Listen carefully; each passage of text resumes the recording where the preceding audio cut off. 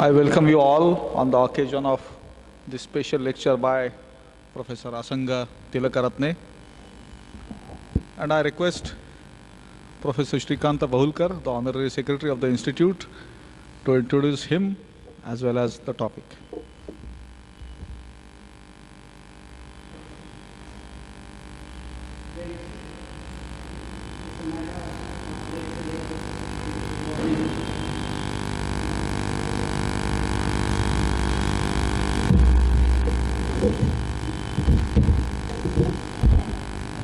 Friends, it's a matter of great pleasure for me to welcome Professor Asanga Tilakaratne, who is going to deliver a special lecture this evening on emerging new Buddhism, how to cross boundaries safely.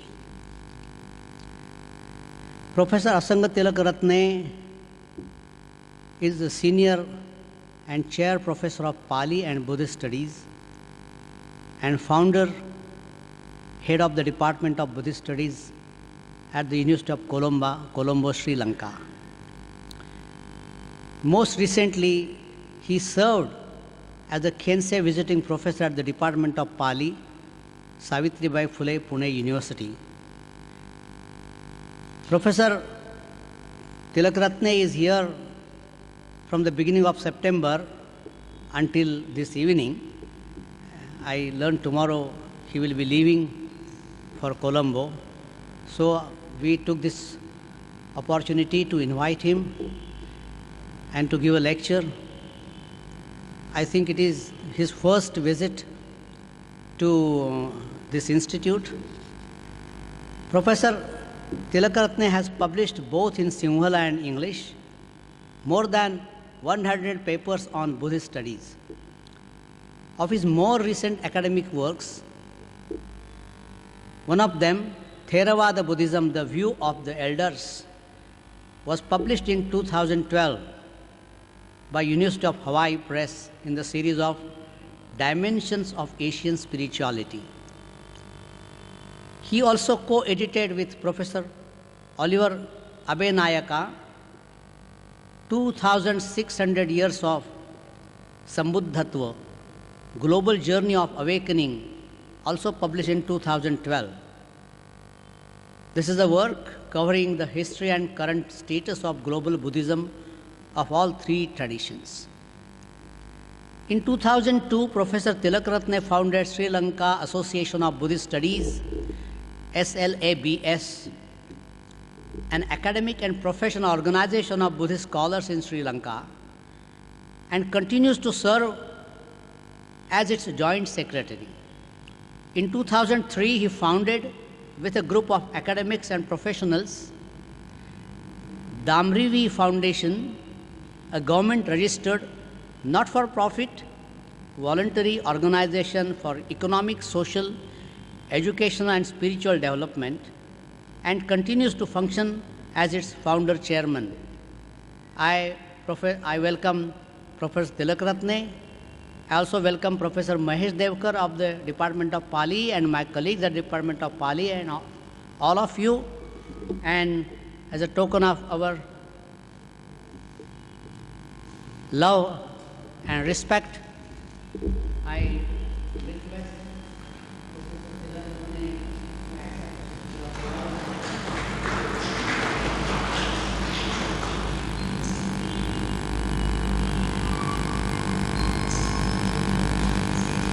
and request him to begin his lecture.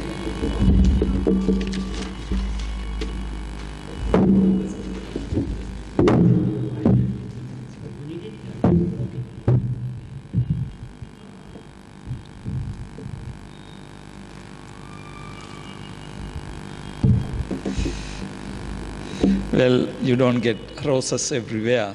So thank you so much, Professor Bahulkar, for this very warm welcome and also very kind words about me. So, learned friends, very good evening to all of you. I'm in fact very happy that I'm here this evening. Is that right? Okay, yeah, that's fine. I'm very happy that I'm here in this evening to make a presentation. In fact, I have been to Bhandarkar Institute before. Even this time I stayed two nights here, but this is the first time I have been invited to do, give a lecture. So that way I'm very happy. So thank you very much for the Bhandarkar Institute administration for inviting me. And without much ado, let me go into the theme I have selected for this evening. Now, emerging new Buddhism, how to cross boundaries safely. In fact, when I talk about emerging new Buddhism, perhaps particularly in the Maharashtra, the region, you might think that my topic is about emerging new Buddhism in Maharashtra. But actually, that is a very valuable subject, though my topic is in a way much broader and larger. What I am talking about is really what is happening all over the world today, particularly in the Buddhist world. So what I mean by emerging new Buddhism is the kind of Buddhism that is emerging out of Theravada, Mahayana, and Vajrayana traditions. In other words, what I mean is, by this theme, due to globalization and globalization influences, interesting developments are taking place among religions. Of course, interesting things are taking place in many areas and many things. Particularly when you take religions, you can see that not only in Buddhism, even in the other religions, particularly in the Christianity, you can see that there are certain new developments are coming, mainly because you are in this globalized world. Physically, the physical proximity is so much, you cannot pretend the other person doesn't exist. And also you bump into the people so much. So therefore, ultimately, you have to talk to each other, deal with each other. So these are some of the new developments basically coming from the scientific development in the world. So therefore, let me look at today what is happening in Buddhism, in the Buddhist arena, among the Buddhist schools, which were once some sort of isolated in the world, how they are coming together. Now, when they're coming together, what I mean is not only they are coming together physically, but mainly what I mean is how they are coming together doctrinally, philosophically, and also practice-wise. Because physically you are coming together anyway, but then in the process of that, some new form of Buddhism, it is, the emerging in the world. So this is something happening at the moment. This is something that has been happening for last, the several decades or even 100 years. But it has been, we have been seeing it more vividly more recent couple of decades. But it has been happening in the world for some time.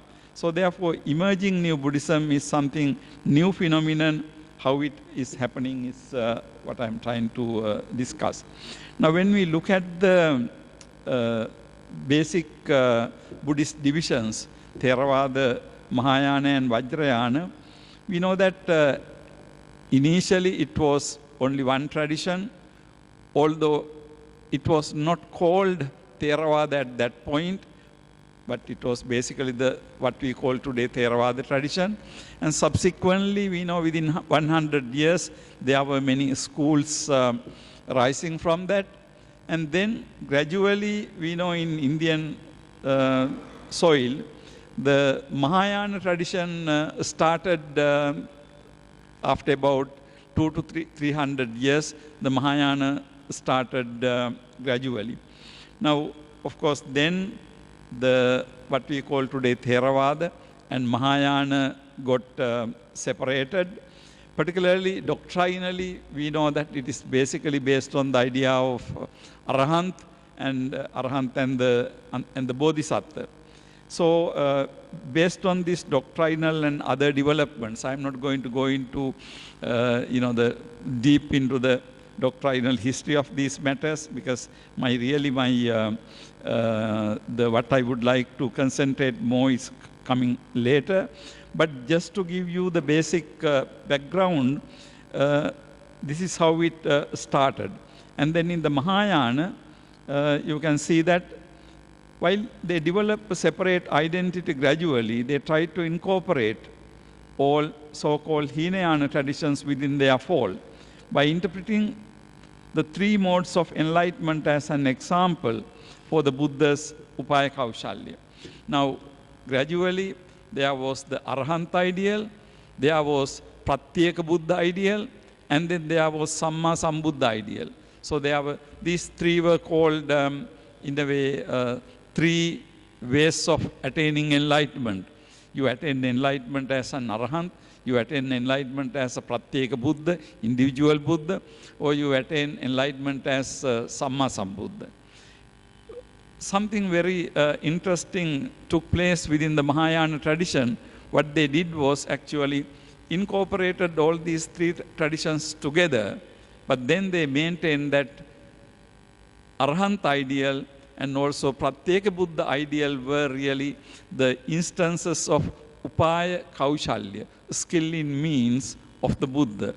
Now, it's very interesting. On the one hand, you can see that Arahant ideal and the Pratyeka Buddha ideals were not rejected. They were there, but they were incorporated into Mahayana, saying that they were instances of Buddha's Upaya Kaushalya in order to make it open for the people who are not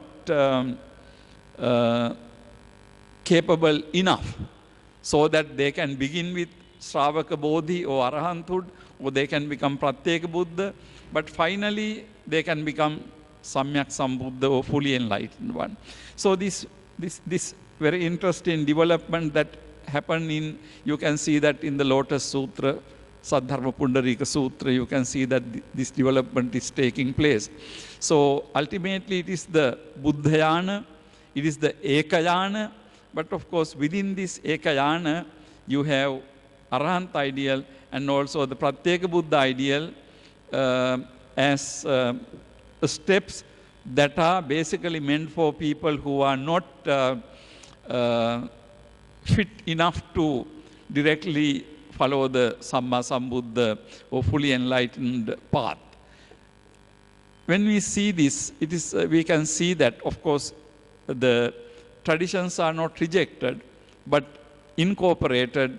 However, this division between Hina Adhimukti and Pranita Adhimukti. Hina Adhimukti means low capacities. Pranita Adhimukti means higher capacities. So the idea was that Samyak Sambuddhatva was for those people who are Pranita Adhimukta, who have much higher capacities. So this is basically how it started. But then we know that gradually Buddhism spread from India to the China side and finally ending up in China. What we call Mahayana today really developed in China. Even though it was started in India, and then we know that there were two major schools, Madhyamika and Yogachara. Today, of course, you don't have any Mahayana traditions with those names. Of course, the philosophies are incorporated, but you don't have those names. But whatever we have as the Mahayana tradition today, actually these schools are basically developed in the China, based on the Indian traditions, but developed in China. They have the Chinese name, and then from China they spread to Korea, and then from Korea to Japan. So this is what we call East Asian Buddhism, the Mahayana tradition. Now, and then we have Vajrayana tradition. Of course, in the Vajrayana tradition, we have one school that has Madhyamika tradition as their main philosophy. But apart from that, Indian Mahayana, what I would like to call classical Mahayana, actually doesn't exist anymore. So it developed into what we have today, East Asian Mahayana, and then we have Vajrayana traditions. Now, on the one hand, we can see that because of the geographical, historical situations, the forms of Buddhism, the Mahayana developed in the East Asian side, Vajrayana developed in the Tibetan area, and the Theravada tradition developed towards the southern part of India, and from there to Sri Lanka, and around 10th century from Sri Lanka to Southeast Asia, namely Myanmar, Thailand, Laos, Cambodia, and Vietnam. So this is basically how it happened. Now, even though I speak about globalization today, interestingly, you can see this globalization process is not something new. Now, on the one hand, we can say that Buddhism the schools were isolated. But on the other hand, you cannot say that they were isolated, because there are instances. Say, for example, very celebrated Chinese pilgrims, Fa Xian, Xuanzang, and many others. They came from China, with a lot of difficulties. They came to India. Some even came to Sri Lanka. So in that sense, Buddhism was not really isolated. And then, of course, Buddhism disappeared from India, from Tibet and that region. Pilgrims came always to sacred places here. So in that sense, we cannot say that Buddhism it developed isolated. But on the other hand, when we look at the physical proximity today, certainly that type of physical proximity was not there. So in that sense, although there were connections, relationships, but connections and relationships are much, I would say, much less, certainly, naturally, than what we have today. So we can see that in the ancient world, virtually these traditions were confined to those areas, not much of a physical thing. Now, this particular situation started to change rapidly with the modern age. Now, what I mean by modern age is after the 15th century, particularly Europeanization and colonization of this part of the world. Europeans came to our part of the world by the 16th century, and India was colonized and Sri Lanka was colonized. Along with that, we know they brought better ships, so better transport. Now you can see from there, globalization is taking place in a much more definitive manner. Now, this concept of globalization, technically what it means is reduction of time and space. Now, reduction of time and space happens basically because of the transport. Now, historically, one instance when people felt this was the modern train. Of course, it started in a much more gross manner, but between two cities in England, when the first train, they ran, and then people sort of could not really understand a travel that may have taken days, would take only a couple of hours. So, people could not simply understand that, grasp it. So this is how gradually it began. Now, interestingly, if I may take the Sri Lankan example for this, 1815, our country was under British. Now, of course, British had much more developed ships and transport. And in the British administration, one of the young administrators was Rhys Davids. He came in towards the end of the 19th century. Now, Rhys Davids started learning Pali. Having learned Pali, he went back to England, and then he established what is called PTS, Polytech Society, 1880. Now, this is a very clear example of globalization, because British came as a result of that, and as a result of this globalization, you can see Buddhism going back to Europe. Something you could never imagine, because Buddhist interaction were there between, say, China and Sri Lanka. Of course, interactions were there. And China and Sri Lanka and Thailand, from the 10th century downwards, there were a lot of connections. So we were developing those connections. But because of the rapid transport system, there were a lot of things developing. And subsequently, not only colonialism came to country like Sri Lanka, from Sri Lanka, Buddhism went to Europe. In fact, if you look at the history of Buddhist studies, we know that although today we study Chinese literature, Chinese Buddhism, Mahayana Buddhism, we study Tibetan Buddhism, and then those two fields of studies are very developed today. But interestingly, these studies started with Pali. So Pali canon was the first Buddhist scriptural tradition that was completely, fully introduced to the Europe. It is so interesting. Even in a country like Sri Lanka, we had not published entire Tripitaka when the British had published it in England. So, in other words, in English it was available, not in traditional Asian countries. So, you can see the effects of globalization taking place. Now, British were studying and the Europeans were studying Buddhism, and then happened 1893 World Parliament of Religion in Chicago. Again, we know that two great sons from South Asia, Anagarika Dharmapal from Sri Lanka, Swami Vivekananda from India, they were there, and they made, subsequent history completely, of course, for the Advaita Vedanta and Hinduism, that it was really a huge story what happened subsequently, and particularly the yoga tradition went all over the world as a result of that. In the same manner, you can see that Buddhism, Dharmapala addressing the World Parliament of Religion, and there it is very interestingly, Dharmapala was very globalist. Although he went from this tiny island, Sri Lanka, in his first address to World Parliament of Religion, he started by saying, I am bringing greetings of 500 million Buddhists all over the world. Now you see, he was representing the entire Buddhist world. But nobody asked him to do that. But of course, that was the kind of mindset that was developing during that time.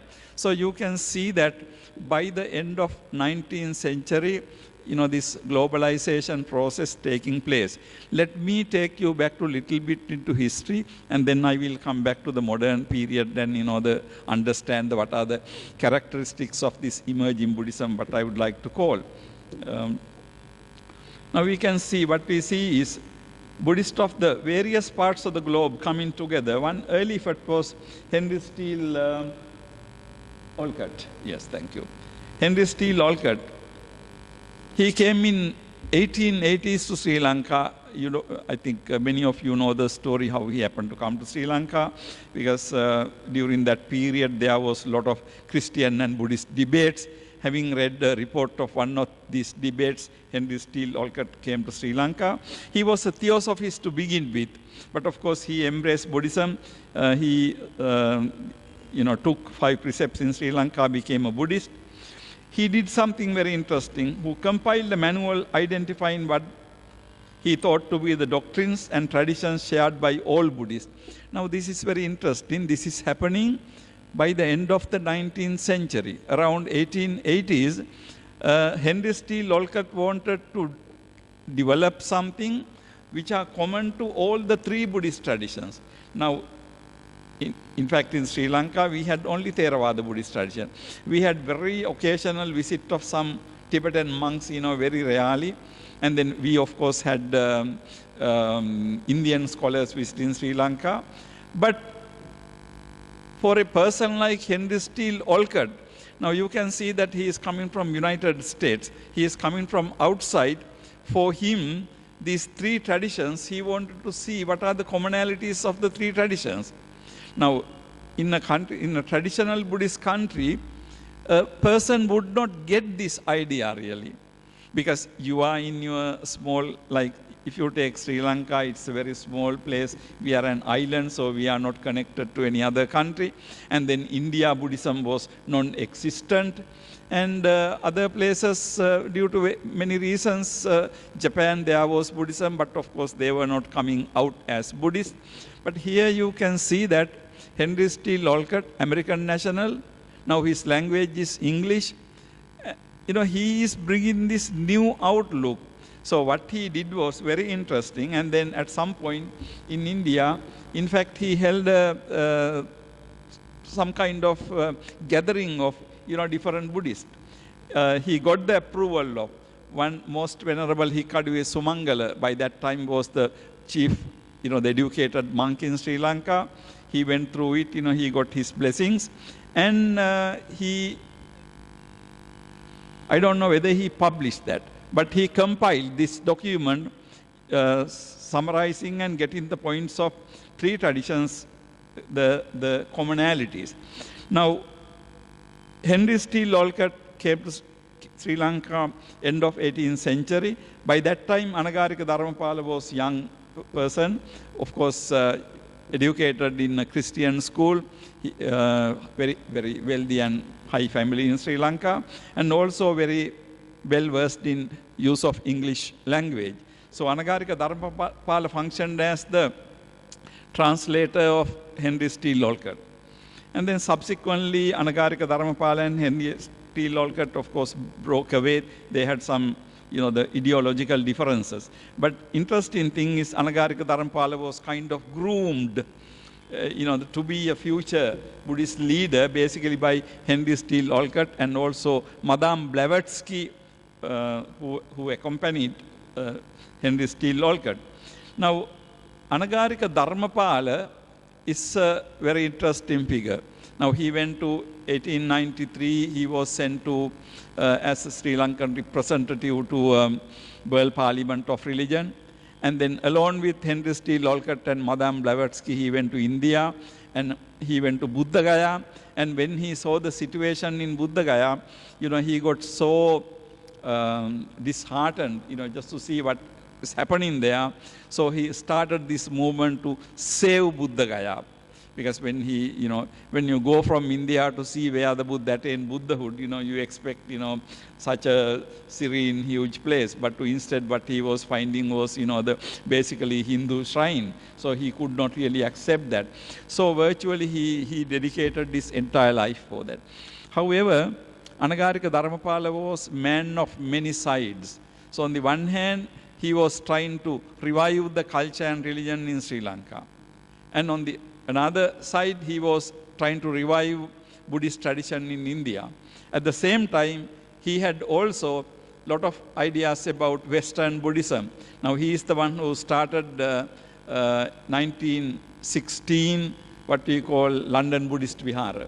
Now, still that Vihara functions, because he wanted to give Buddhism to the England and all to the West. And he associated with people like the author of Light of Asia. So, in that sense, Dharmapala had many aspects to his mission. And also, with this, you can see that on the one hand, he had a local identification.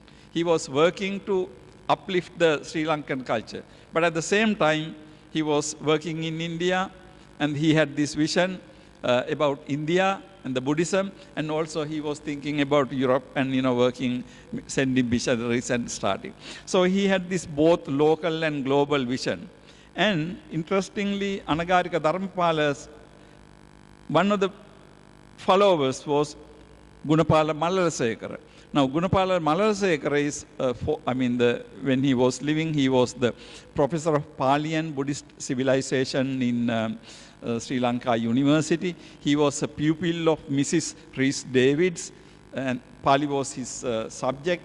And like Anagarika Dharmapala, Gunapala Mallasekara changed his English name into Gunapala, so Sinhalese name, and then he was chosen to do medical studies. I mean, everybody, like to do medicine, but of course he gave up medicine in order to come to Buddhist studies, and interesting. Now, why Gunapala Mallasekara is important in this context is 1950, he established World Fellowship of Buddhists. Now, this is a very, very interesting development. We are talking about exactly 67 years ago when he initiated World Fellowship of Buddhists. You can see that it is Henry Steele Olcott, the one who really wanted to see the similarities of the three traditions.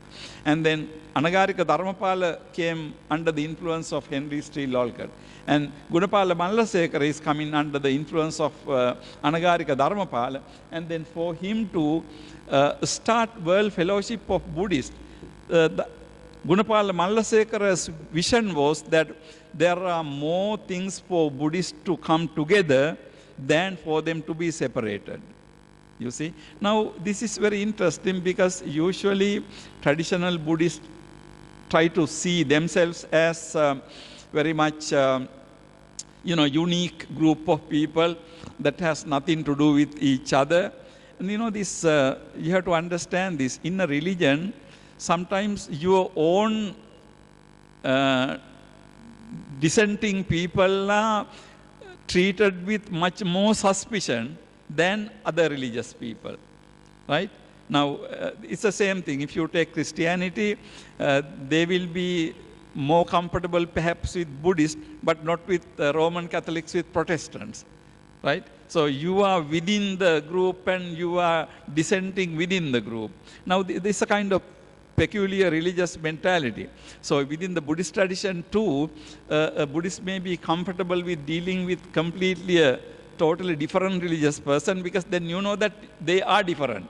But when somebody is, the dissenting inside, the distinctions are very hard to make the distinctions. So, you always have this issue that internal dissenting groups are treated much harsh manner than the complete outsiders. So this happened in Buddhism too. But on such situation, a person like Mallasekara to come up with this idea, World Fellowship of Buddhists, to get all the world, the Buddhists together, was something very interesting development. Now, you can see that I see this as a milestone in what I would like to call emerging new Buddhism. Because up to this point, Buddhists were kind of segregated. They were not coming together. I remember one time in our own history, in Sri Lanka, among the Sri Lankan Buddhist monks, we have what is called three major divisions. We call them Nikaya, three Nikayas. In fact, I have not seen that, but I have heard before 1950s, like early last century, when the Buddhist monks are attending some kind of religious activity, these three sections are separated from each other. In other words, within one Sri Lankan Buddhism, these three Nikaya monks would not sit together. Perhaps for the dana or the religious function, sometimes people invite all three Nikayas. Okay, they come. But of course, they are not facing physically each other. They are kind of separated from a curtain or something. This is the situation. So you can see that within the tradition it happens. So across the tradition also it can happen. So in such a mentality, you can see that here, Gunapala Mallasekara starting World Fellowship of Buddhists in 1950 in Colombo. Reports show that 27 nations came into that. And also they accepted 6-color flag as the universal Buddhist flag. Now this Buddhist flag today we are using has an interesting story. It was again motivated by Henry Steele Olcott. Some people write that Henry Steele Olcott made this. No. Actually what happened was he was the kind of chairman of that committee who was who wanted to have the Buddhist flag. And then actually what had happened was there were a meeting and there were a group of people.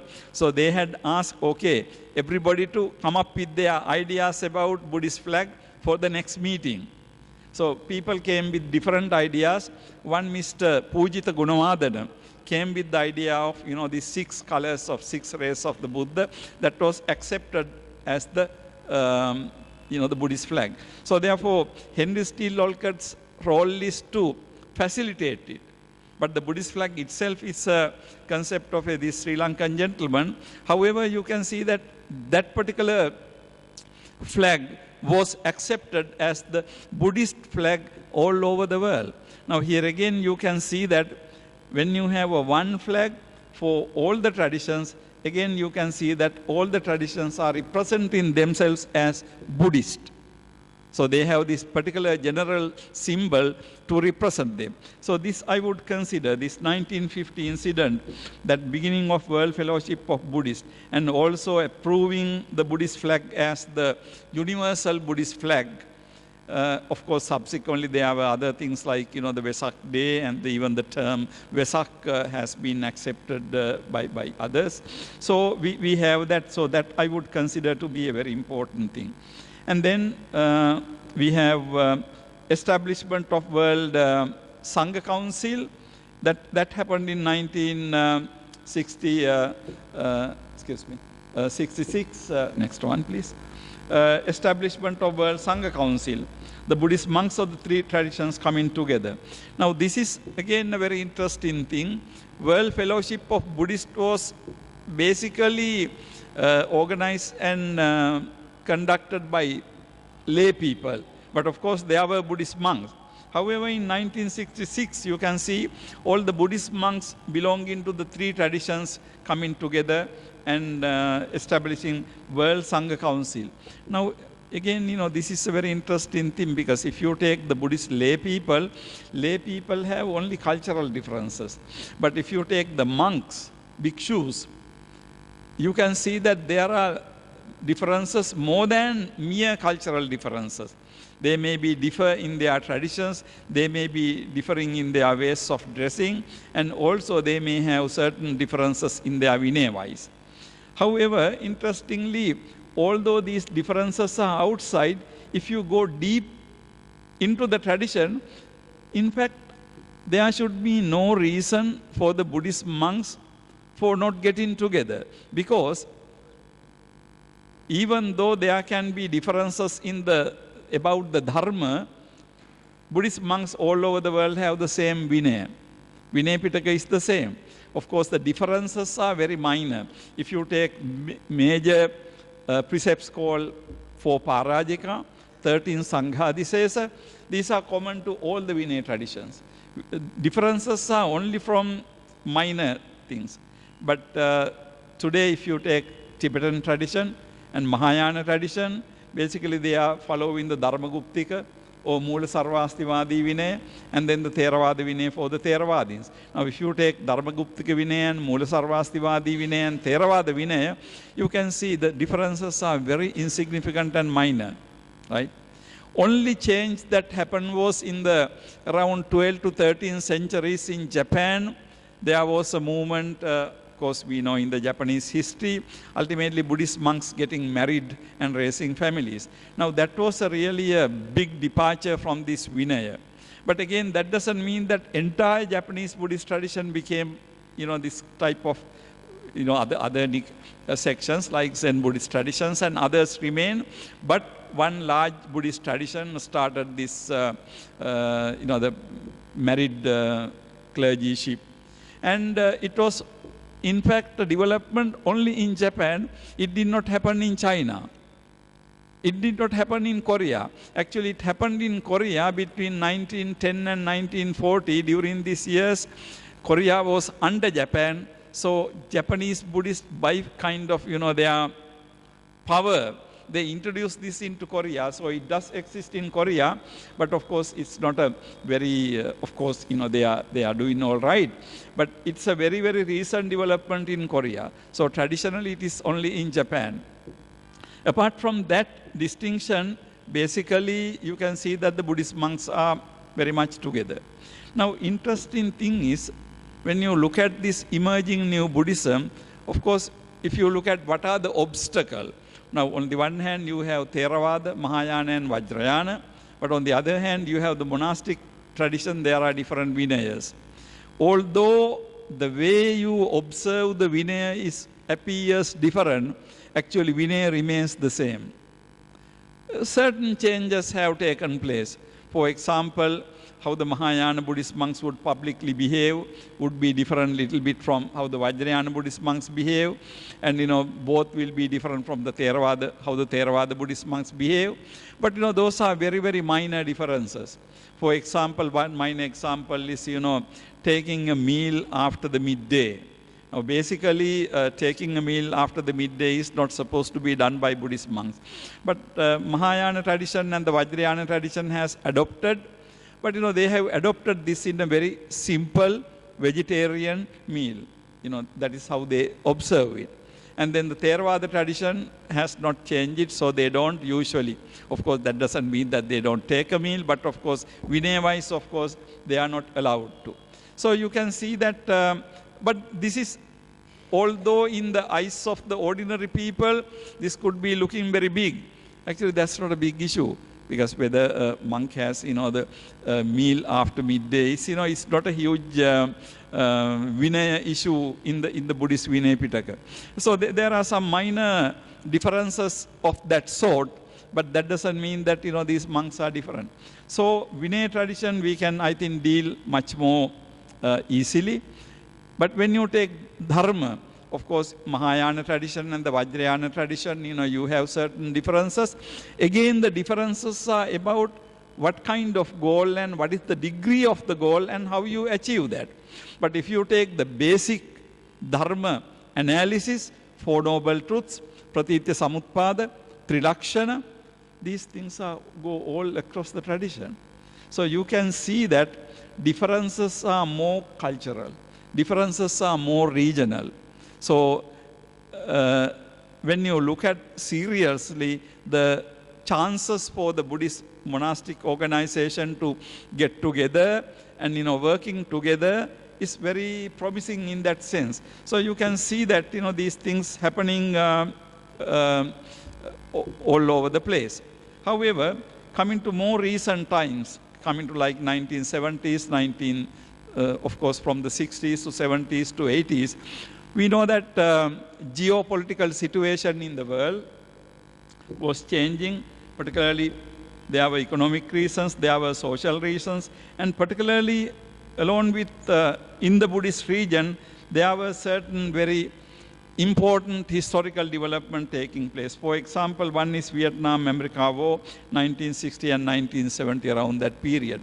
Now, of course, I'm not planning to go into politics, but what happened was, by the time Vietnam War was over, we talk about the English language, we talk about the boat people. Now, these so-called boat people went all around the world. America accepted a good number of them. Also, they went into France, they went to other countries. So they settled down. Now, interesting thing is, Buddhism started in the grassroots level, going into the totally traditionally non-Buddhist countries. Now, Buddhism got, so many Buddhists went into Vietnamese, Buddhists went into United States, and also to France and other European countries. So that was a result of Vietnamese War. And also we had unfortunate Pol Pot regime in Cambodia. Almost 1 million people were assassinated. But there were, again, large number of people went into all over the world. And then we had the same, similar situations. We had Tibetan exodus from 1950 onwards. People, of course, around 1 million people came to this country. And in addition to that, so many people went in all around the world. Tibetan Buddhism is today I would say organizationally, most powerful Buddhist organization is Tibetan Buddhist organization in the world. And also if you take Myanmar, Myanmar was almost 6 decades under the strict army regime. So under this army regime also, whoever could go outside Burma, they went outside. So as a result, there is a sizable Burmese community in the United States. There are good, like substantial Burmese communities in the European countries. Now, what all this means is traditional Buddhists were taking their Buddhism all over the world. Now, you see something very interesting. Of course, these people are facing a new culture there. You are taking your Buddhism into a new culture. So how are you going to deal with this? It's very interesting developments happening. So people who discuss this particular matter use three different terms. They are using import Buddhism and export Buddhism and the baggage Buddhism. These are the three terms they are using. Import Buddhism and export Buddhism and the baggage Buddhism. Now, if I may start with the baggage Buddhism means something like luggage Buddhism.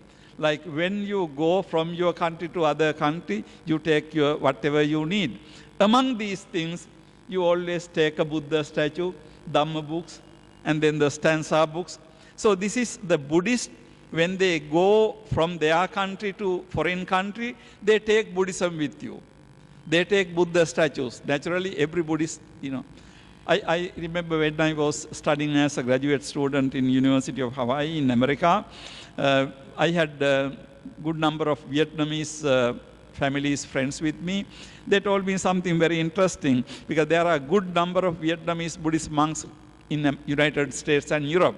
Now, when these people were coming as boat people, they said that every boat, they made sure that 1 or 2 Buddhist monks they brought in their boats. Now, you may feel that because Vietnamese Buddhists are so pious and good, actually it is not the main reason. The reason was, now these boat people were captured, and they were women were raped, and whatever the property were looted. By whom? Mainly by Burmese people. Now, of course, we know that Burmese are 94% Buddhist, right?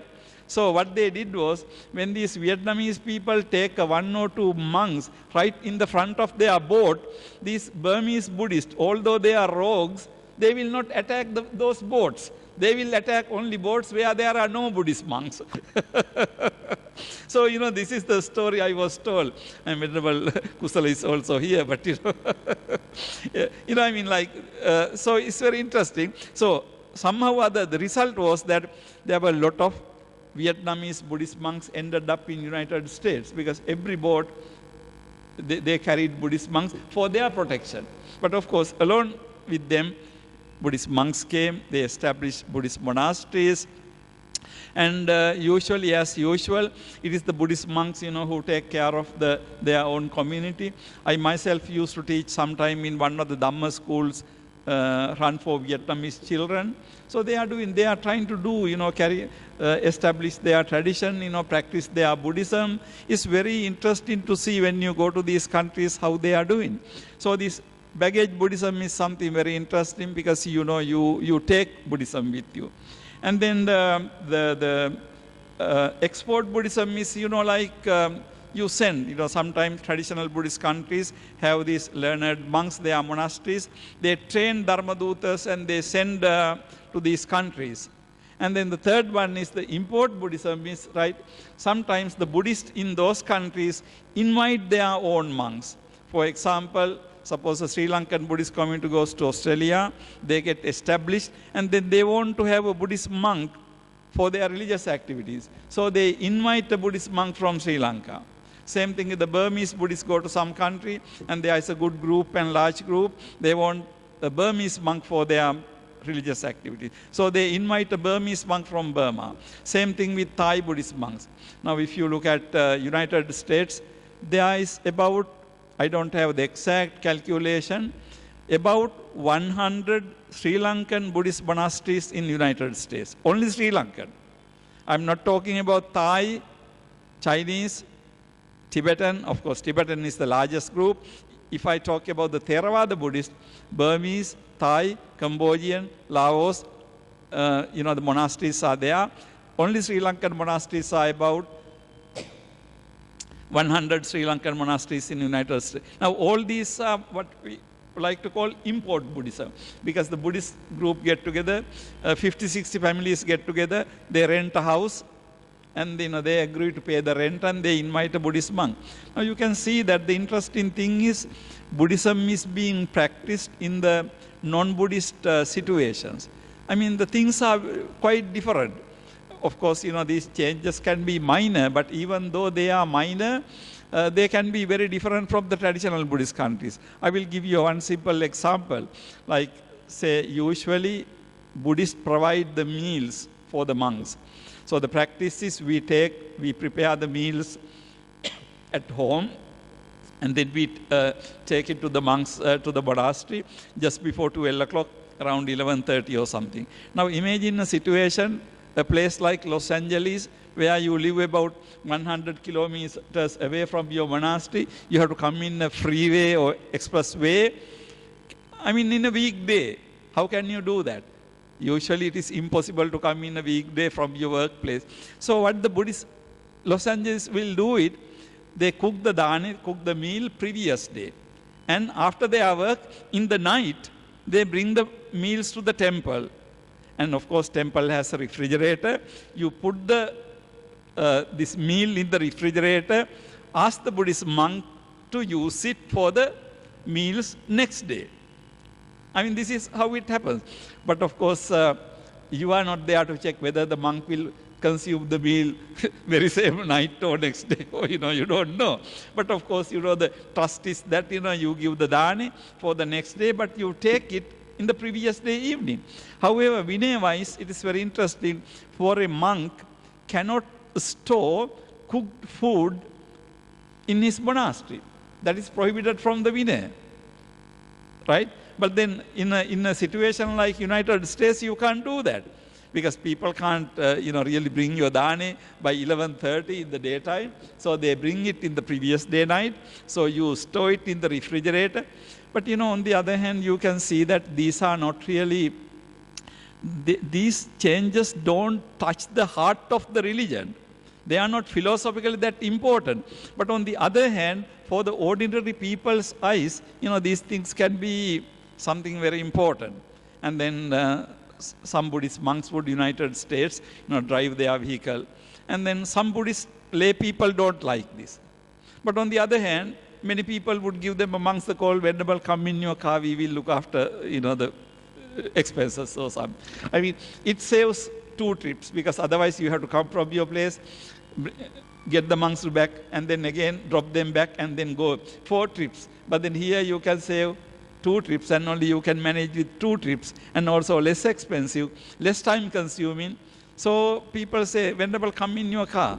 So, and I have many occasions, I have some friends, so when I visit those countries, sometimes a Buddhist monk would come to the airport in his car and pick me up. So I'm also the beneficiary of that. But again, you can have a debate whether a Buddhist monk should drive or not. For example, in a country like Sri Lanka, Sri Lankan government never allows Buddhist monks to get a driver's license. Of course, it is not a Vinaya rule. There is no Vinaya rule that Buddhist monks cannot drive or something, but Sri Lankan government doesn't allow. I don't know the Burmese government, I think the same thing. Monks cannot drive. But of course, when you go outside your own country, go to America, they don't know these things. So, you you apply and you get your driver's license. And at the moment, we do have a debate about this, because some Buddhist monks in Sri Lanka recently went to courts on the human rights ground, saying that getting a driver's license is their human right. But the debate the still continues. However, this import, export, and baggage Buddhism is a very, very interesting modern phenomenon. How Buddhism is, the Buddhists are finding new locations, new places, new areas, totally non-traditional, then how the religion would get together and doing things. Now it's very interesting. I have seen that although in Sri Lanka we have 3 Nikayas, you go to United States, all the 3 Nikaya monks are got together and they work together, because they can't duplicate the same distinctions you have in Sri Lanka. So they work together.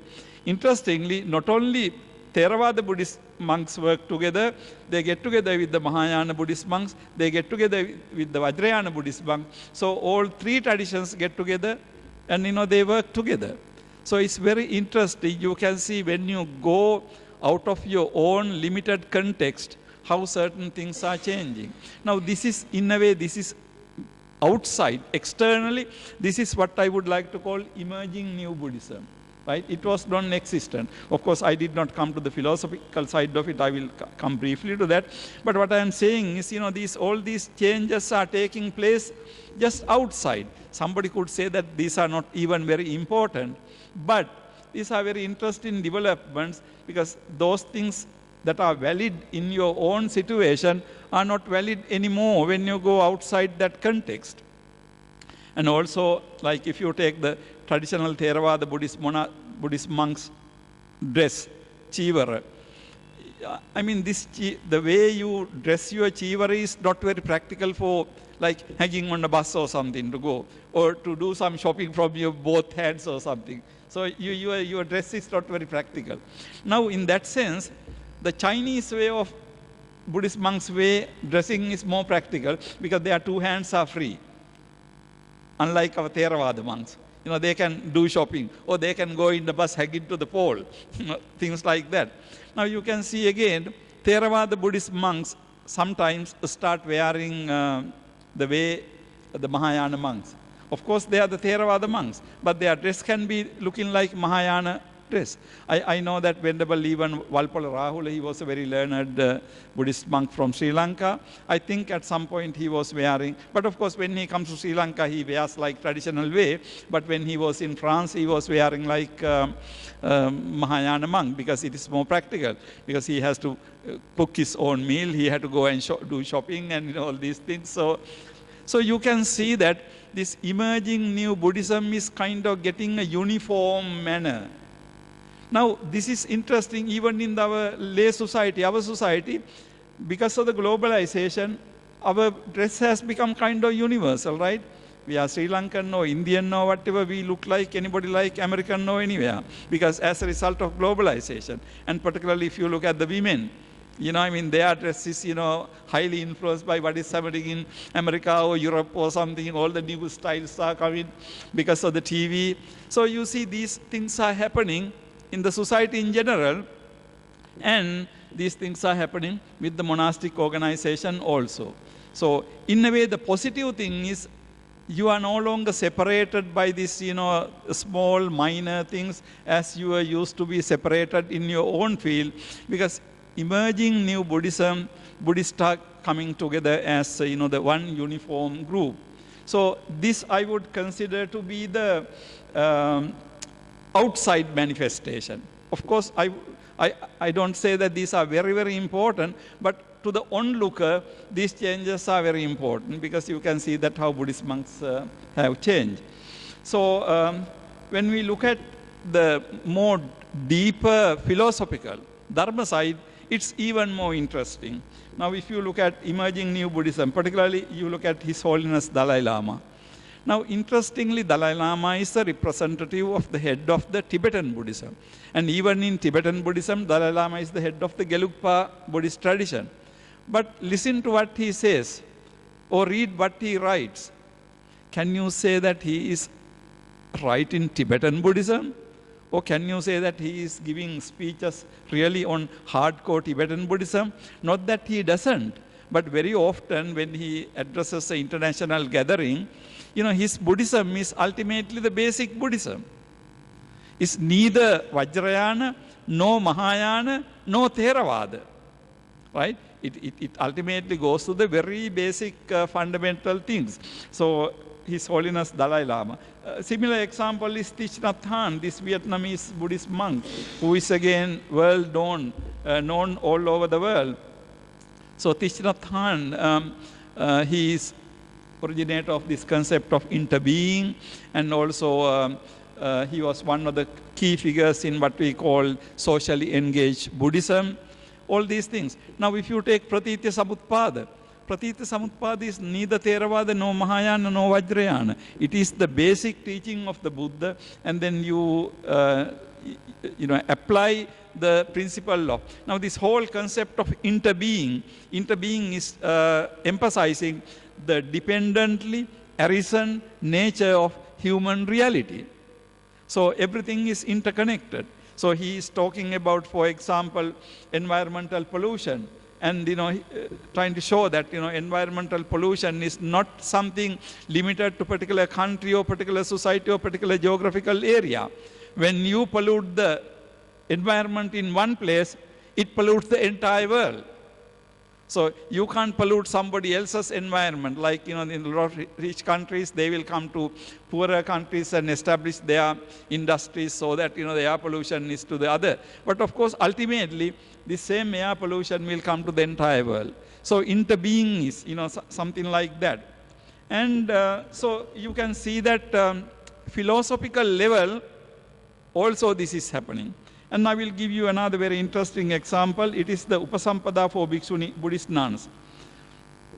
Now, within the Buddhist tradition, there is a real long-drawn controversy whether the Buddhist nuns can be fully ordained or given what we call in the Vinaya term is Upasampada, whether they can be fully ordained. Now, there is this whole debate going on for a long time. In the Sri Lankan, actually, if you look at the Theravada tradition, in our history, it says, actually, not in our history. Chinese history says that in the 4th century AD, Bhikshuni Sasana was taken from Sri Lanka to China and established in China. So that says in the Chinese history, but it is not mentioned in the Sri Lankan history. And after about 12th century, Bhikshuni Sasana, Bhikshuni order was destroyed in Sri Lanka because there were a lot of South Indian invasions in Sri Lanka. So as a result, Bhikshuni Sasana was completely destroyed. But ever since, it was never started. Now in the present debate is to start the Bhikshuni Sasana. Now, a lot of people, particularly women's organization, come in and telling, based on the human rights and the gender rights and gender equality, they say that Buddhism should give the Bhikshuni order. Right? The argument is based on the gender and the human rights. However, the traditional Buddhist argument is to say that the continuity is broken. So unless the Buddha appears again and start it, there is no way that we can start. That is the traditional Buddhist response to it. Now, for that, you know that in Sri Lanka, when the Buddhist Upasampada was discontinued for the monks, Thailand, it was there. Myanmar, it was there. So the traditions were brought back to Sri Lanka. So the unbroken tradition concept is a very strong concept in the Theravada Buddhist tradition.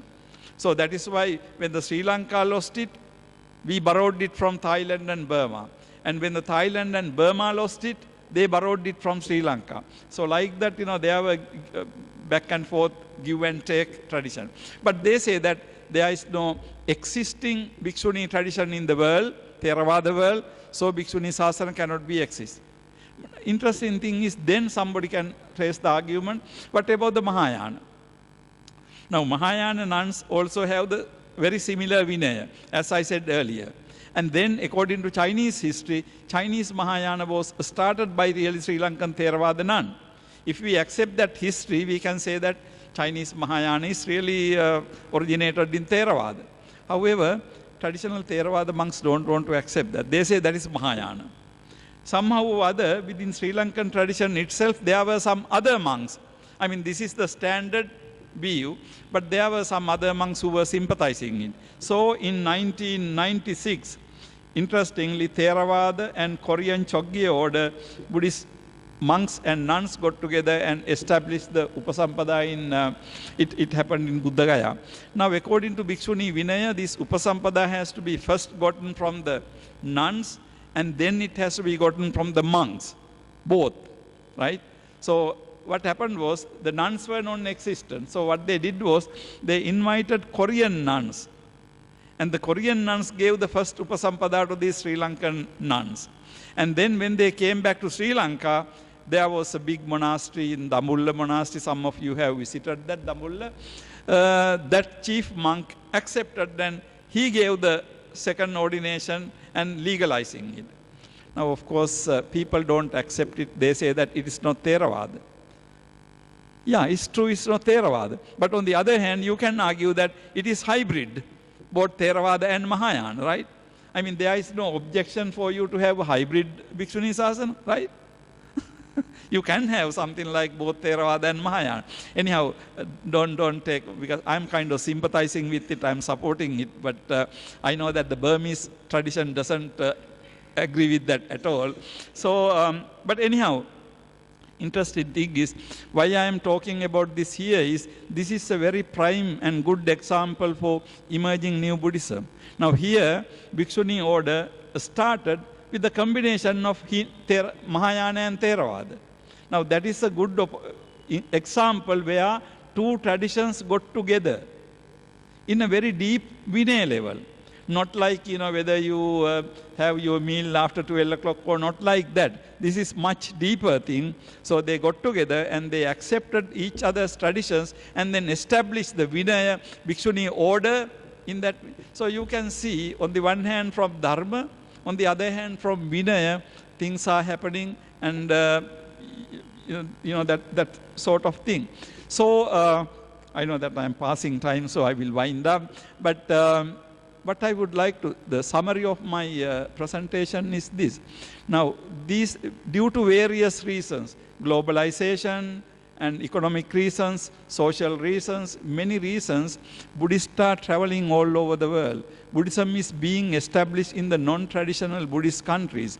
Now, in a way, India is also a good example. India, I mean, Buddhism was non-existent for 500 to 600 years, and the re-establishment Buddhism is, again, a new organization, right?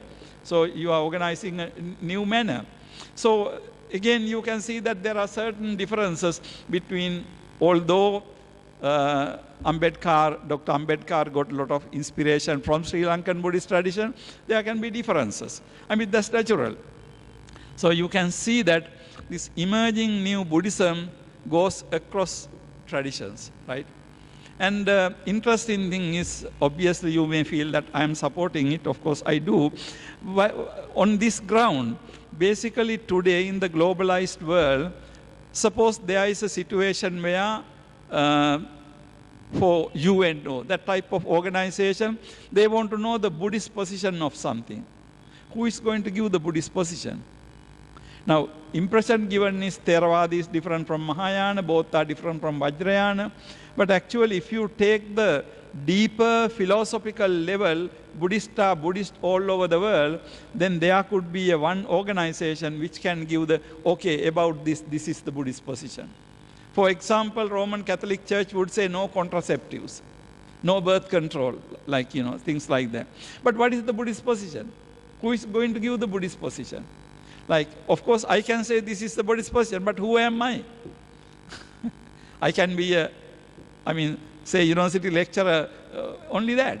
But of course, there must be a way to Buddhists to get together and come together. Now what I am saying is, world is coming to that. So if you take World Sangha Council, or if you take World Fellowship of Buddhists, these are interesting organizations. Of course, they have not come up to that level still. But the potential is there for a Buddhist to raise one voice about Buddhism. Now, of course, I can go into a lot of geopolitical things happening today, because a lot of Buddhists were talking about Christians have their world TVs, Muslim people have their world TVs and TV channels, international TV channels. When something happened to Buddhists, who are going to talk about it? Who is going to say the Buddhist opinion? When things are happening in India itself, what is the Buddhist have they have a voice? I think, this is something, of course, you can say that this is something internal to the religion, but of course we are talking about the global phenomenon. So today there is a need to the world. If we think that Buddhist philosophy is something very important, it must be able to provide answers to, some of the world issues. Now, I think the Buddhist, there is a need. So what I am trying to tell you is this, it's sort of happening at the moment. Organizationally, these organizations are coming together, doctrinally also. Now perhaps to conclude my speech, if you take His Holiness Dalai Lama, what he says is basically taken as the Buddhist voice, right? All over the world. But you can't, Dalai Lama is not talking about Vajrayana Buddhist alone. Of course, there are certain limited contexts he would talk about as the Vajrayana Buddhist leader. But of course, in the world, he is representing Buddhism. I think this is a good thing because, that type of development has to happen. So interestingly, due to globalization and other factors, the Buddhists are coming together and evolving a kind of new Buddhist traditions. So, important question is what should be preserved, what should be sacrificed? This is an important question. Like a tradition may want to keep certain things that belong into tradition, but at the same time, tradition may want to absorb, certain things that come in from other traditions. But of course, that cannot be decided in this kind of meeting, that has to be done on. But that's a kind of open question that is remaining, how much you have to safeguard in your tradition. But, globalization, at some point people thought that overnight there will be a world culture or something. But on the other hand, you know that globalization is working in a different manner also. Technically, we can say that globalization brings people together. But on the other hand, globalization and particularly what is happening with transport and communication also enables you to have your small group completely, saturated within you, nothing to do with the external world. So that trend is also there. So globalization works in both ways. But I think, so therefore, in that sense, any tradition, not only Buddhism, any tradition faces this difficulty. I mean, how much you want to preserve in your tradition, how much you want to kind of, be together with others. So that's a kind of open question. Keeping that open question in front of you, I will remain. Thank you very much for listening to me. Thank you very much.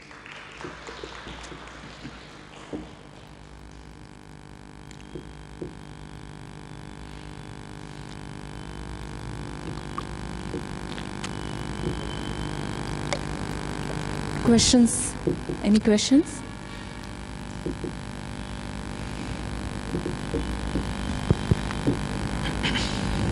Yes, sir. Thank you, Professor Tilakaratne, for your very informative and instructive speech. I would like to have a couple of questions. They are not really questions. Maybe I'm thinking along your line of thinking. Yeah. First thing you mentioned that in Japan the monks, they get married. So this is against the basic rule of Vinaya, of celibacy. But in Tibetan Buddhism also, there are two sects, at least one, Nyingma, where they get married. But there is a justification, because they basically belong to Vajrayana. And the wife is supposed to be a partner of that sadhana. So this is a justification. I'm not saying that this is correct or not correct, but that is what one can think in those terms. Secondly, you have elaborated on how Buddhism is changing. There's new trends, and according to the situation, there are new things coming up which did not exist there. But it has happened in the history, and it happens in the case of history of all religions.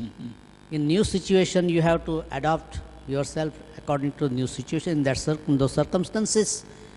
And then we have an advice of the Buddha that do not stick to the letters but stick to the spirit. Right. So that is why when Dr. Ambedkar wrote his book, The Buddha and His Dhamma, in the beginning he explained his approach that it should be logical, it should be rational, and also it should be consistent to the spirit of Buddhism. And one has to see that whether it is according to that or not. Then you, a couple of times you mentioned three types like Theravada or Hinayana and Mahayana and Vajrayana. I think Vajrayana is not a separate sect. It is just a part of Mahayana. Mahayana, yes. And when Dalai Lama, he gives speeches, discourses, he does not speak about Vajrayana simply because Vajrayana is not meant for lay persons, common people. So he is teaching basic Buddhism. But he does teach in a way to some extent Vajrayana when he grants initiation into Kala Chakra Tantra. That is purely Vajrayana. But that is for lay person, common people, and it's a mass initiation. This is an exception, exceptional case in Vajrayana itself. It's only Kala Chakra Tantra, which can be taught, which the initiation can be granted. It's not the case of other tantric cycles. That's right. So there are certain things which we have to take into consideration. That's right. Thank you very much. Thank you very much, sir. Actually, thank you very much for those comments. Particularly, you rightly mentioned His Holiness, this Kala Chakra initiation on mass is actually not accepted by Tibetan, some Buddhists themselves, because it has to be done with, very, very group of people who are really chosen. And then that's true.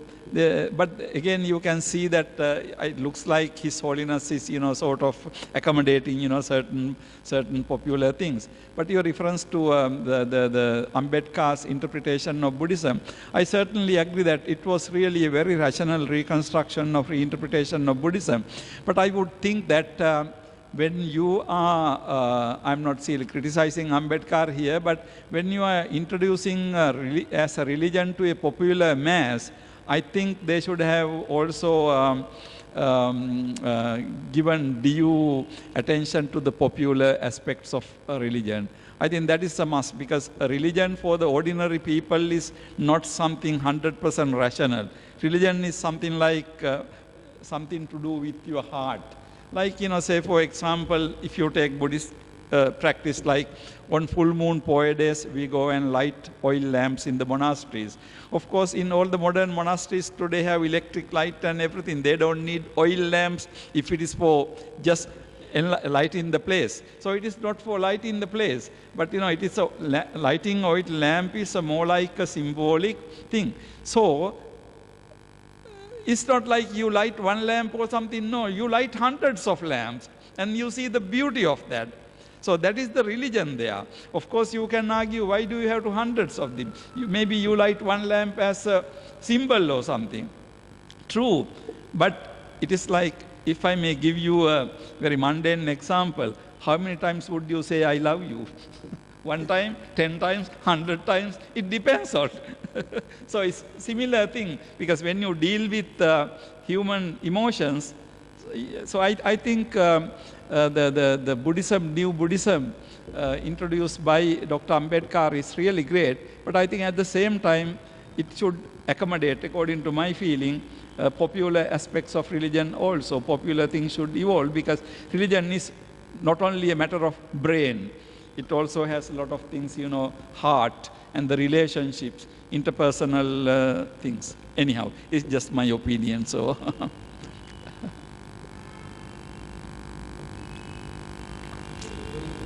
Yes, sir.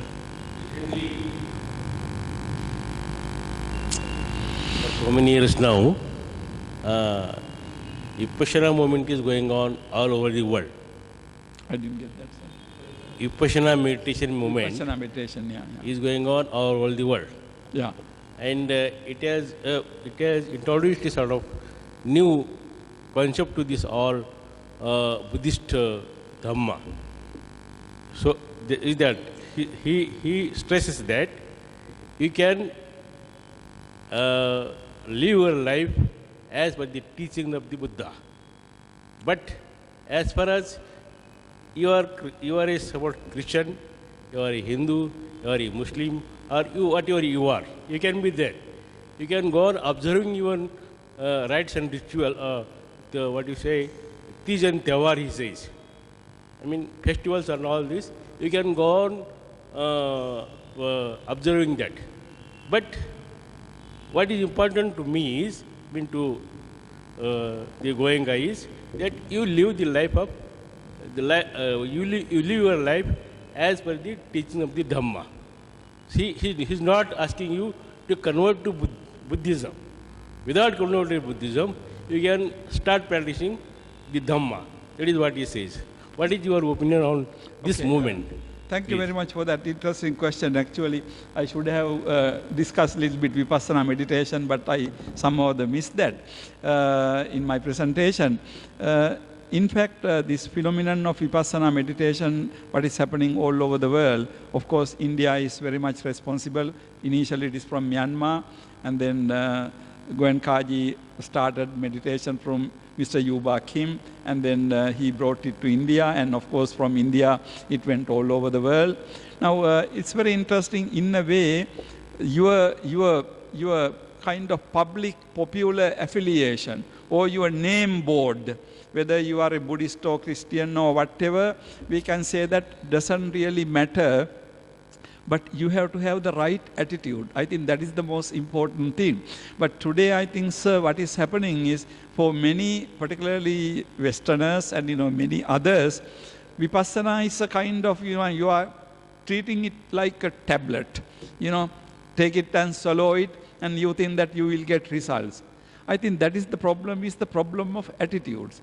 But so long as you have right attitudes, I think because meditation, because without samma ditthi, according to Buddhist language, meditation should not be working. But of course, it can give you some very temporary things like, maybe your memory, maybe you can get out from, mental stress temporarily. Of course, if you are using meditation for that, I think that should be fine. But if you are really seriously interested in meditation, what matters is not whether you are a Roman Catholic or Christian or Protestant or anything like that, but you have to have right attitudes. But when you have right attitude means, for example, you can't be killing others and practicing meditation, right? You can't be stealing other things and practicing meditation. So there are certain fundamental things you really have to go by, which entail by having right attitudes. So I think Buddhism should not have really a problem with that, because today, of course, I know that in some of the Western practitioners, they have even patented some parts of meditation. But Buddha never patented it. We don't have, nobody has patented it. But they have patented. But this shows that this being used for commercial purpose. But I remember some time ago, Times magazine carried the whole front page article about mindful meditation. And there's also a book called Mindful America. I read through this carefully. Only in one place, in the middle of this whole cover page article, they mention Buddhism. But apart from that, they talk about mindful meditation without referring to Buddhism. So, it's okay, because if it is the right thing to do, you don't need to label it. So I don't think Buddhists are really grumbling about it. But what Buddhists are grumbling about it is, you think that, you really can put into, any kind of mundane use without the part of the right attitudes. So I think what we really need to be worrying about it, whether people have the right attitudes. So long as you have right attitudes, it can go across a religion. That should not be a problem. So in other words, having right attitude means you are making certain sacrifices in your life. You can't be without that. So once you have that, meditation should not be a problem. Actually, why I included in here is, this is again, emerging part of emerging Buddhism, because meditation goes across. Particularly, Ajahn Chah started in Thailand, and then Mahasi Sayadaw and, Ledi Sayadaw and other monks started in Myanmar, and then Matra Sri Jnanarama in Sri Lanka. So we have all the Theravada masters, really, and then more recently, we have a lot of meditation teachers like that. But it doesn't need to be, of course, we know that it is coming from Buddhism, it is coming from Theravada. But if people can use it for very mundane purposes, Buddhism, I don't have a serious obstacle, because when the Buddha talks about in the Satipatthana Sutta particularly, Soka Pariddavanang Samatikkamaya, Soka Pariddava. Now Soka Pariddavas are very basic things. So if you can use meditation for that, fine. But to be making use of meditation, you also have to be a beautiful person. Right? Otherwise, you are not, there is no point of using meditation. So thank you so much for your comments. Yes, sir?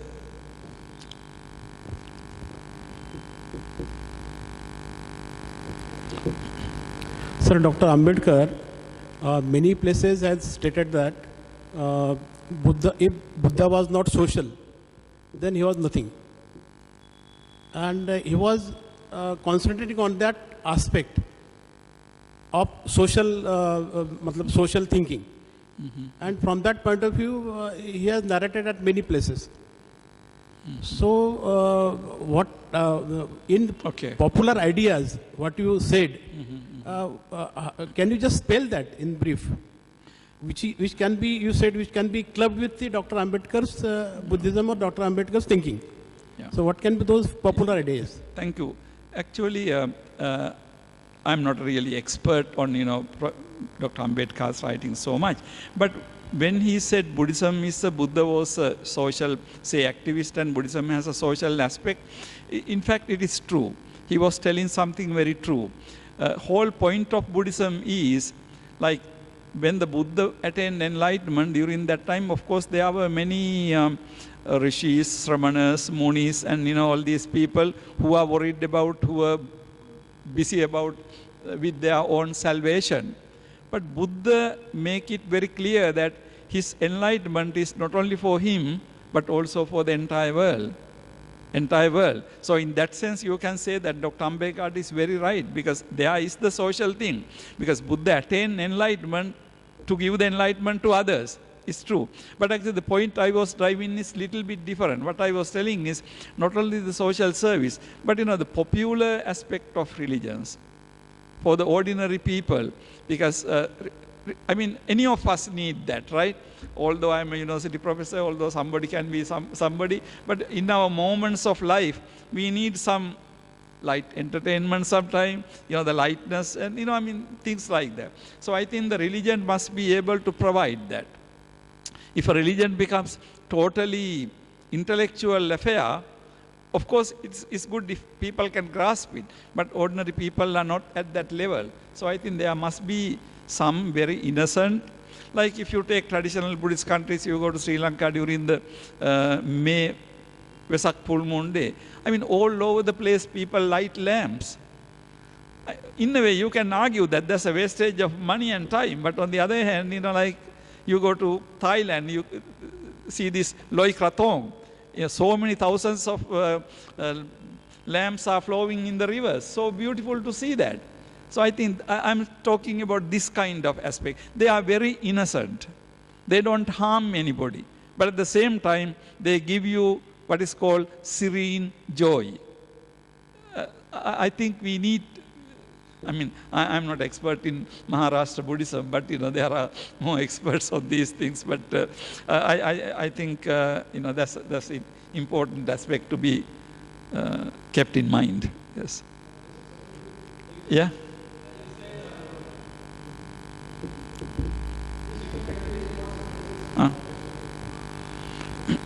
Sir, in popular ideas, is there a scope of questioning?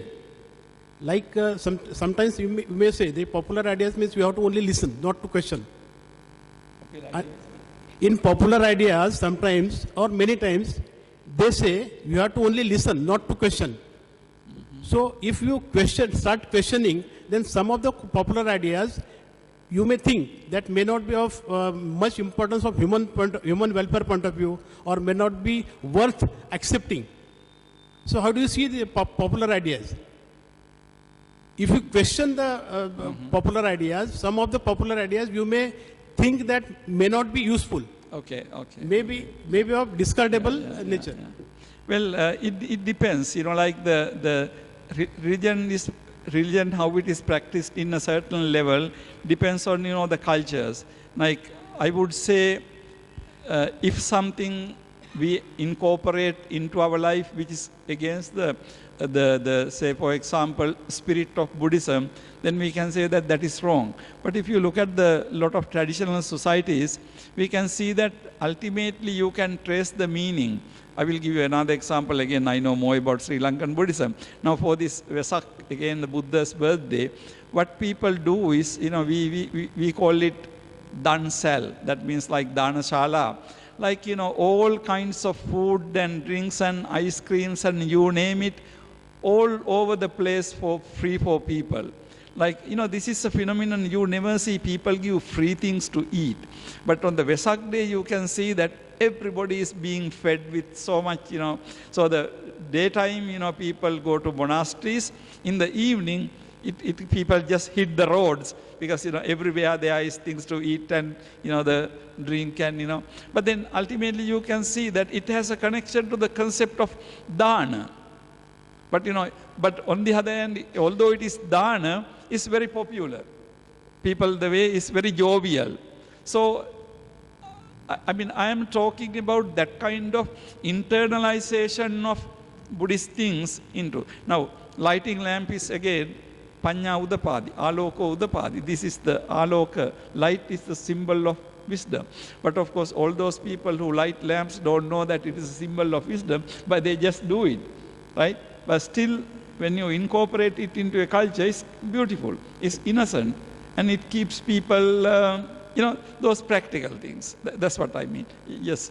When you said Ambedkar was influenced by Sri Lankan Buddhist traditions, in fact, it's true to some extent regarding the Myanmar, because he visited Myanmar, and in his writing we do get some references that how Buddhism has influenced the Burmese populations. Like if a government want to construct a road, then you don't have to do much, you won't face any much trouble. People will voluntarily donate their land for constructing road in a public interest. But Ambedkar did visit Sri Lanka, and we get the references that he had the parishad or conferences and meetings with the Tamil Dalits in Sri Lanka, wherein he said to the Tamil Dalits that you should follow Buddhism. You should be consistent with the traditions, Sri Lankan traditions. But we don't find this reference that what was that by which Ambedkar was influenced from Sri Lankans. Like Myanmar, we get some references regarding Myanmar. Yeah, it's up to, of course, the present day generation and scholars to do research and try to because of course, if in India Buddhism is if it is going to be a living thing, it has to cover all the aspects of people who are following this. That's right. Thank you very much for this. Yes, Professor Mahesh.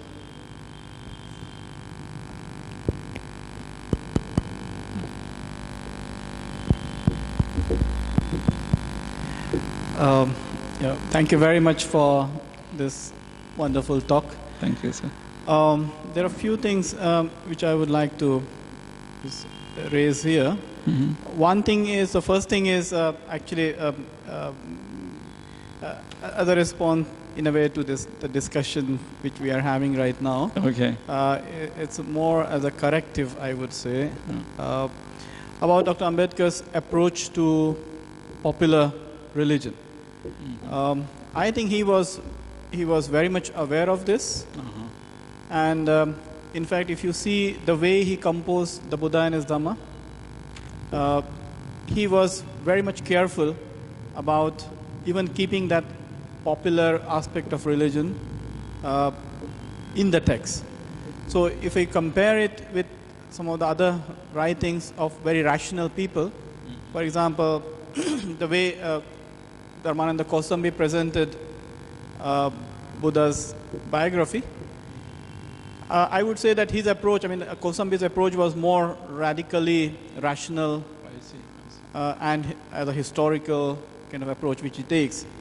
On the contrary, the approach which Dr. Ambedkar has taken is more from a religious point of view. He actually very consciously writes that he is writing this as a religious book, as a gospel, as he calls it. And he very consciously kept some of the myths there in the text. Actually, the model which he used, if you would see that he made lots of use of Kosambi's own drama, which he wrote about Buddha's early life, and which was which was not always based on the historical sutta or Tripitaka canonical material, but also some imagination part was there. Then he also followed not the Pali discourses, but he followed Buddha Charita of Atharvagosha, which was a epic. So he in fact was more fascinated because he says the religious book should be written in such a way that it should have that flavor of language and also the fancy and so on and so forth. Right. But I mean the question is up to what limit? So he has kind of set a limit. I mean he wouldn't cross that limit. Right. So he would allow popular beliefs, popular myths to kind of come into the text, but only those which are not contrary in a way to radically to what he was going to propose. Right. So he has a myth of certain things because, and he says that the myths are also important for not just for feelings, but also for art, for the development of art. So he says, I consciously keep those. I mean, and this is recorded. This is not something which I'm saying. So he was aware of that.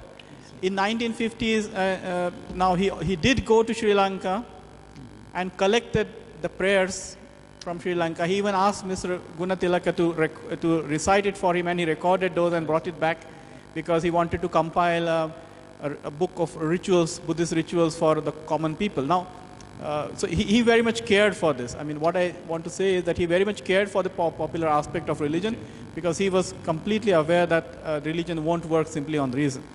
So that is one thing. Okay, thank you. And one reference which of the Sri Lankan influence, actually in 1936, immediately when he declared his Evola declaration of leaving Hinduism, actually he had a meeting with the Sri Lankan monk Lokananda, who kind of invited him to join Buddhism in 1936. I see. Of course, the decision which he took, Dr. Ambedkar took later after 20 years. So there was, in a way, you can say, this is some strings of Sri Lankan connection with Dr. Ambedkar, and so to say, I mean, the inspiration was very much there, I should say. Now, the main questions which I wanted to, in a way, to raise and to talk about is, I mean, what we see in case of the new emerging Buddhism, this one interesting trait which I see, and that is that Buddhism is very much ready, in a way, to present itself in a very secular manner. Mm-hmm. I mean, you talked about this mindfulness attitudes. And the second important aspect is that it is also very much keen to present itself as a missionary religion, as a religion which is ready to help people. I mean, following the Christian missionary lines, but without using that for the sake of conversion, but with a real spirit of helping society. Now, this is, I think, a very important feature which new Buddhism, the emerging Buddhism, is showing. I mean, there are many organizations, there are many initiatives where Buddhists all over are engaging in social activities, social service, not for conversion, but for helping the society. And I think that's a very important trend. And in that case, as you already mentioned, this Bahujana Hitaya, Bahujana Sukha, the Buddha's basic message. So they are trying to kind of follow that, because when we have the new Buddhist movement, that was a criticism which they had to face in Sri Lanka and other places, that the Buddhists are not really missionaries. Right? They're not in service. But then I think that becomes a very strong point, and we have organizations like INAB and other organizations which are really working for social cause. So I think that's one thing is they are ready for presenting the ideas in secular way, as His Holiness Dalai Lama is doing, or what Goenka is doing. I mean, they are presenting all these Buddhist ideas, but more in the secular Right. By using a specular language. Now that seems to be a common feature nowadays. Similarly, I think it is also very strongly talking the language of science, right? I mean, that was not there earlier. So, I mean, right from the Sri Lankan revival, you already see that all of these people are people like P.L. Narsu here in India and also Dr. Ambedkar to later. They're all talking about how Buddhism is a scientific religion. So now that Buddhism and science kind of thing, or Buddhism as a scientific religion, this kind of discourse is in a way also becoming quite dominant, right? In the emerging case of Buddhism. So this was one more thing. And the last thing is, would you make a distinction between, I mean, the adjustments, or you can say, which are done out of necessity, and a really conscious kind of effort to change the way you behave, or the way you think, the way you reason? Because some of these, I mean, initiatives, I mean, the changes which you kind of were pointing out, I thought they were kind of results of necessity, right? Correct. But not really a very conscious kind of decision to change the Vinaya or to adapt the Vinaya as per the modern requirements. It's not a conscious effort. Rather, what we find is it's more kind of, you see occasion and you see whatever is convenient, and then you are conveniently doing it. But these are individuals who are doing it for convenient reasons. But it is not the community which is doing it for a very well thought of move. I mean, it's not like that. For example, I mean, all this Bhikshuni ordination, or that is a more conscious thing. But otherwise, the rules of Vinaya, I mean, what to do with them, because, and Buddha has already given you the license, I mean, to kind of sit together and decide on these issues. All these Khuddanu Khuddaka Sikkhapadas. So, but I mean, we see that we don't really see that kind of conscious effort. I mean, this can be done through these organizations like World Fellowship of Buddhists and so on and so forth. And I think this is the way probably it should go in future in that direction. That's right. Thank you, Professor Mahesh, very much. Actually, you mentioned 4 different very important points of emerging new Buddhism. I think you should do a lecture on your 4 points, because these are very important, because particularly I didn't touch, like when I talk about Holiness Dalai Lama, but the science language is something very interesting.